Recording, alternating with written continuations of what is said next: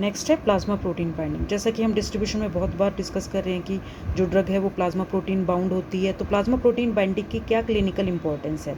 जो acidic drug होती है वो एल्ब्यूमिन से बाइंड होती है, और जो बेसिक ड्रग है वो अल्फा 1 एसिड ग्लाइकोप्रोटीन से बाउंड होती है।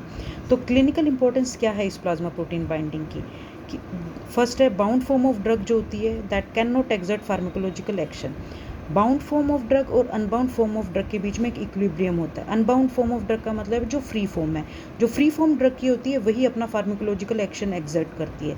तो जब वो फ्री फॉर्म यूज़ हो जाती है तो जो बाउंडेड फॉर्म है प्लाज्मा प्रोटीन से वो डिसोसिएट होना स्टार्ट होती है और अपना एक्शन उसके बाद एक्सर्ट करती है। तो इससे क्या होगा कि एक तो ड्रग लॉन्गर एक्टिंग हो जाती है। दूसरा है कि जो अगर highly plasma protein bound drug है तो उसका वॉल्यूम ऑफ डिस्ट्रीब्यूशन लो होता है, जिसकी वजह से उसको रिमूव करना ईजी होता है पॉइजनिंग की केसेस में भी। नेक्स्ट है delays metabolism of drug, so longer duration of action. अगर ड्रग जो है वो प्लाज्मा प्रोटीन से बाउंड है तो वो मेटाबोलाइज होने के लिए अवेलेबल नहीं है, तो वो अवेलेबल नहीं है तो यानी उसका ड्यूरेशन ऑफ एक्शन क्या है, प्रोलॉन्ग हो जाता है। नेक्स्ट क्या है, तो excretion of highly plasma protein bound drug is delayed. इसका बेनिफिट भी होता है और इसका डिसएडवांटेज भी। बेनिफिट ये है कि जो ड्रग है वो लॉन्गर ड्यूरेशन ऑफ एक्शन की हो जाती है, बट इसका डिसएडवांटेज उन केसेस में होता है अगर पॉइजनिंग का केस हुआ है, किसी ड्रग की टॉक्सिसिटी हुई है, तो उसकी वजह से अगर एक्सक्रीशन डिलेड है तो उसका क्या है, डिसएडवांटेज है वो।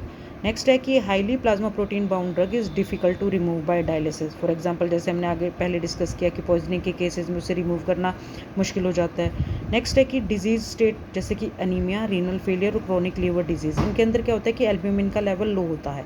अगर एल्ब्यूमिन का लेवल लो है तो यानी बाउंड फॉर्म जो है वो कम है और फ्री फॉर्म ज़्यादा है, तो इसकी वजह से क्या है, ड्रग की टॉक्सिसिटी हो सकती है।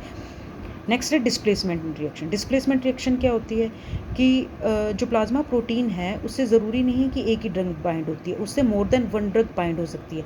अगर हमने दो ड्रग को एडमिनिस्टर की है, वो सेम प्लाज्मा प्रोटीन पे सेम साइट पे अगर बाउंड होती है, तो जिस ड्रग की हाइयर एफिनिटी होती है वो लोअर एफिनिटी वाली ड्रग को रिप्लेस कर सकता है। इसकी वजह से क्या होता है कि उस लोअर एफिनिटी वाली ड्रग का फ्री कंसनट्रेशन प्लाज्मा के अंदर ज़्यादा होती है, जिसकी वजह से अगर उसकी टॉक्सिसिटी भी हो सकती है। तो ये था about distribution, plasma protein binding, what is volume of distribution and some barriers. तो नेक्स्ट टॉपिक में हम डिस्कस करेंगे मेटाबॉलिज्म यानी third part of pharmacokinetic. If you like the video please like, share and subscribe.